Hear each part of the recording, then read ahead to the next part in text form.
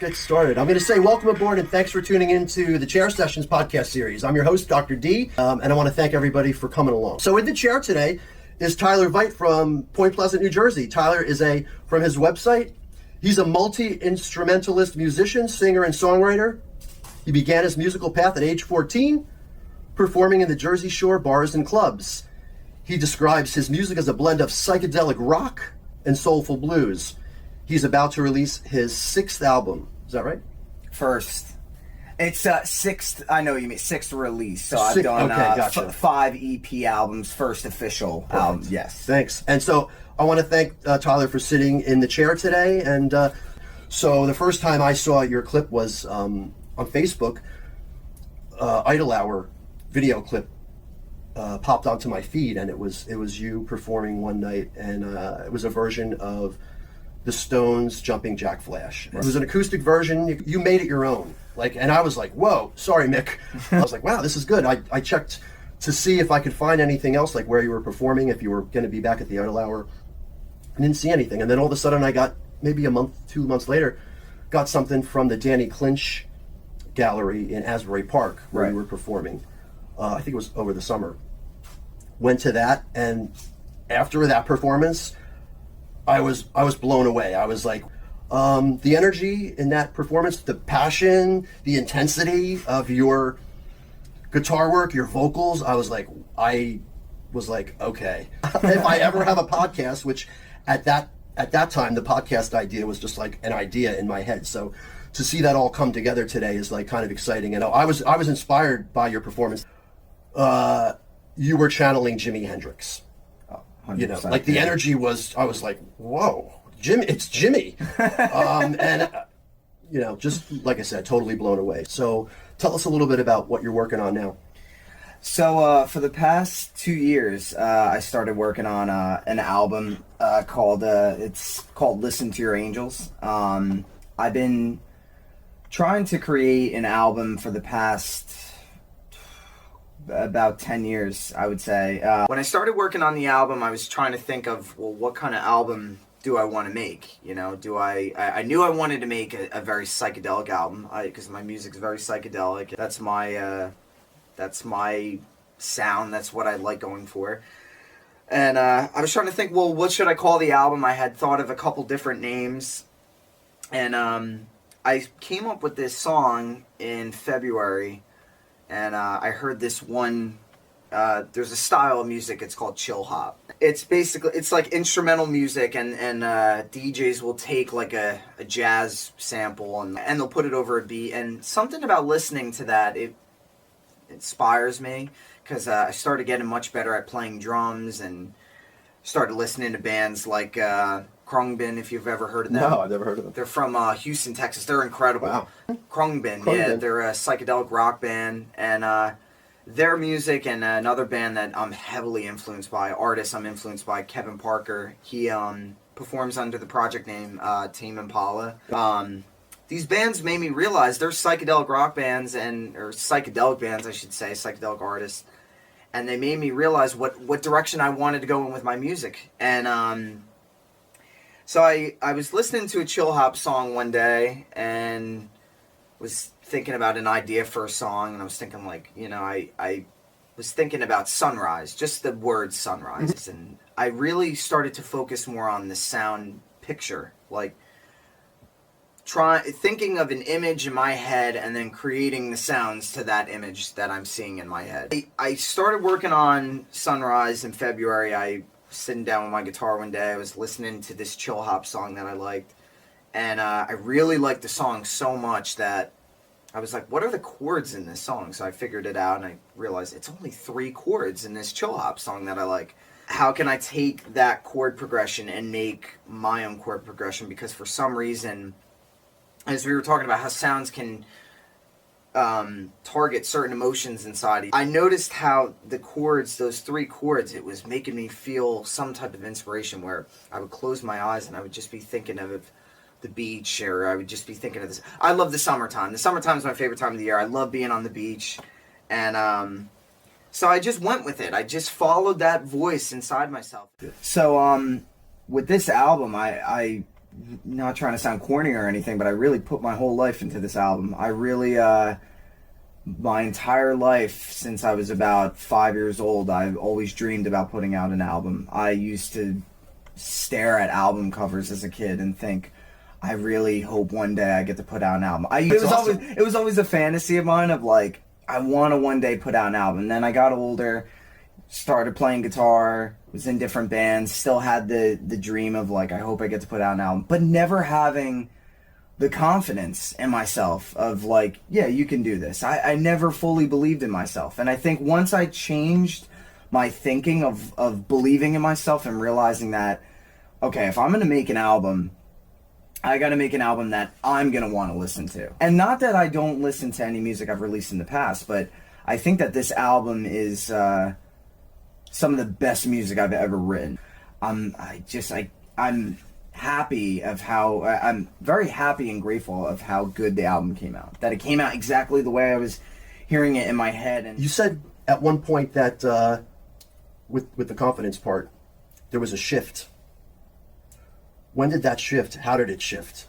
I think when I was in my last project, the Dead Ramblers, which was the band I was in, we were like a psychedelic rock, hard rock, blues band. I think after that, and the band broke up, I was kind of like, all right, what am I doing? You know, am I just going to keep being in one project after another, or am I going to actually really believe in myself as a solo artist? Because I feel like it was after the Dead Ramblers broke up that I found that confidence in myself to say, okay, you can. Where am I going with this? Yeah, and right. And so talk a little bit more about your influences. The two biggest artists that have influenced me throughout most of my life and most of my music career are Bruce Springsteen and Jimi Hendrix.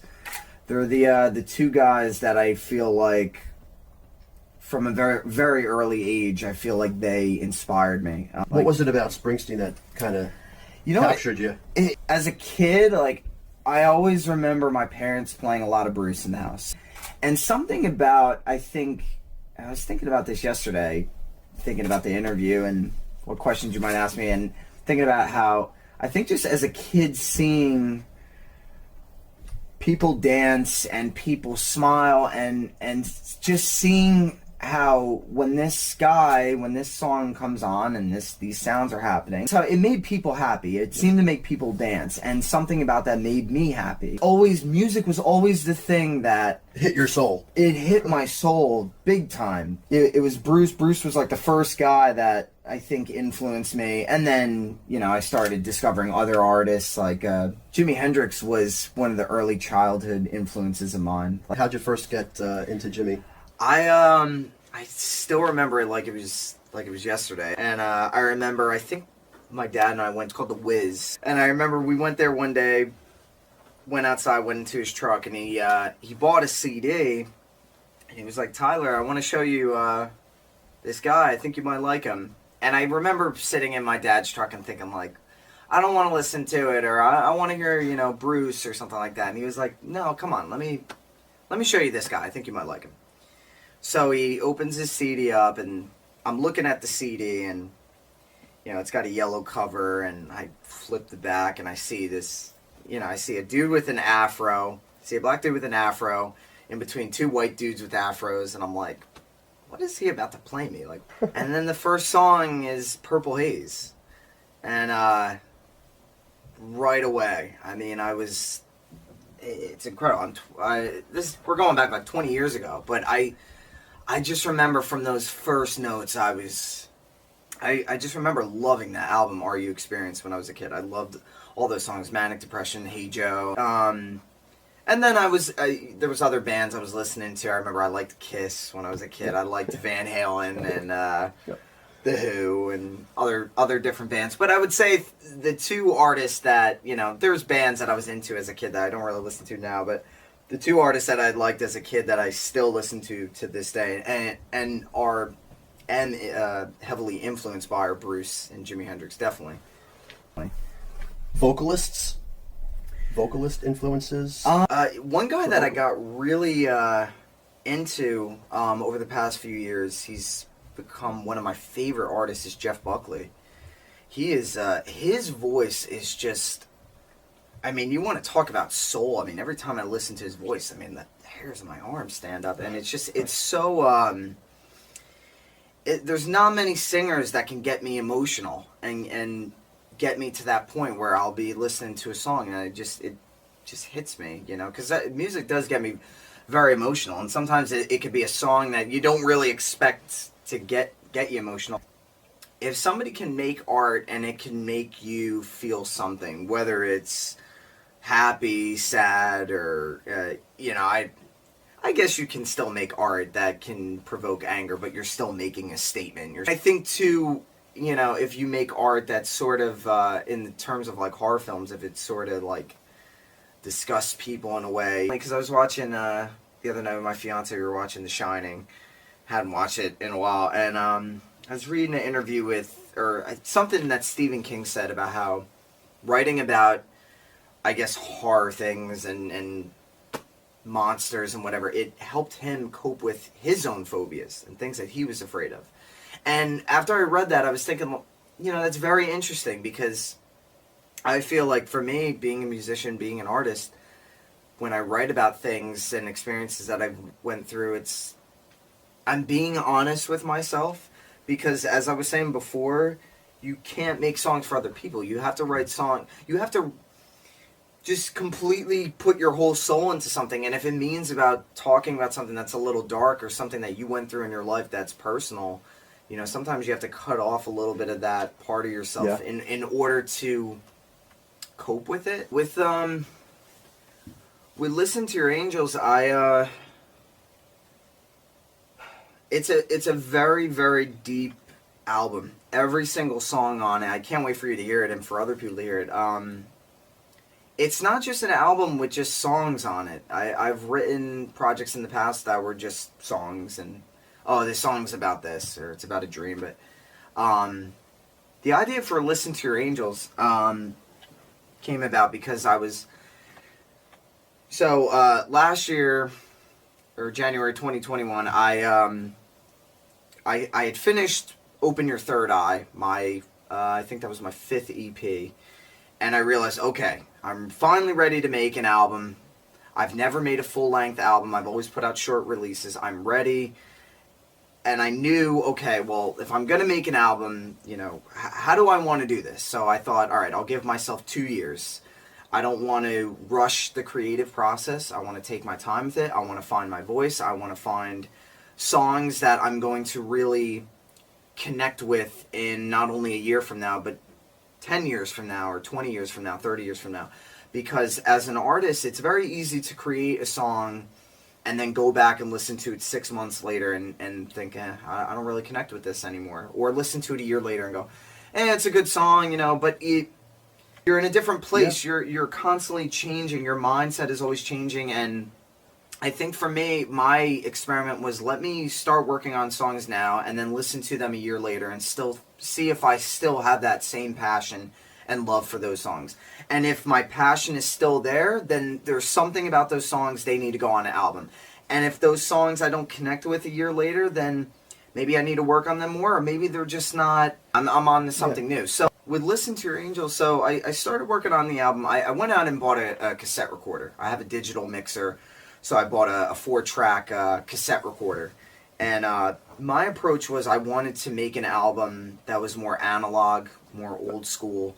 Because like I said, I love Jimi Hendrix, and I love a lot of music from the late 60s. Like, I love Cream and The Doors, Pink Floyd, and even, like, I mean, they're not one of my favorite bands, but I deeply respect the Beatles, obviously, and their recording techniques. And Sgt. Pepper, it was only made with 4 tracks. I mean, they didn't make it with a 30 big, you know, digital mixer. You know, they didn't have those back then.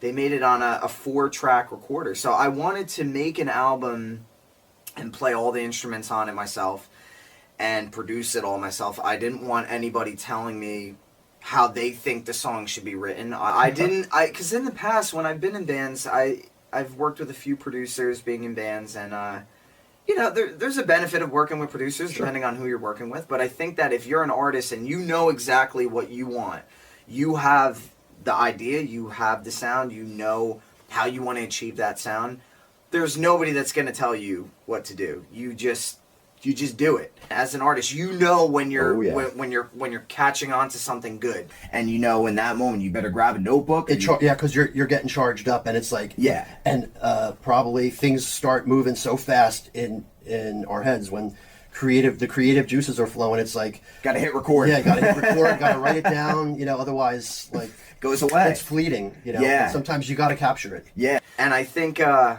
started working on this song Sunrise. Started writing lyrics to it. And the lyrics of the song, I was thinking about this dream that I had years ago. I had this, one of the best dreams I ever had in my life. It was, I had a dream where I was floating above the ocean. And I wasn't like flying like Superman. I was just felt like Jesus in a way, like floating above the ocean with my arms out. And I just remember I was on this beautiful beach and I saw the sun and I looked down and I see the ocean below me, and it just felt so peaceful. And I remember at one point in the dream, this wave started building in front of me. And it was building so slow, and it was getting big to like the point of the Empire State Building. It was, and when I close my eyes, I still see this dream and this wave building in front of me. And as I was in the dream, I wasn't getting scared. I was just still floating above the ocean, and I'm thinking, what do I do? Because now the wave's so big, it's blocking me. So now I can't float around the wave. It's blocking me. I can't see anything. Now the beautiful sun that I was seeing in my dream is being blocked out by this wave. So I'm thinking, what do I do? And I realized, well, I can either drown and let this wave just drown me, or I could do what I learned as a kid and dive into the wave. There you go. And let the wave just wash over me and just trust it. And so I remember I dove into the wave. I flew into it, and I heard the wave crash down. It sounded like something out of that movie Day After Tomorrow. It was a very apocalyptic dream, and I remember the wave came down, and my dream went from like beautiful orange and light to just darkness. And I thought I died in the dream, and then all of a sudden I stuck my head out of the water, and I was on the other side in a dream. And I remember waking up from that dream, and I remember saying to my fiance, I just had one of the greatest dreams I ever had in my life. You were born again. Yeah, I read a book on dreams, and I think what I had was a soul dream. It was a very lucid dream.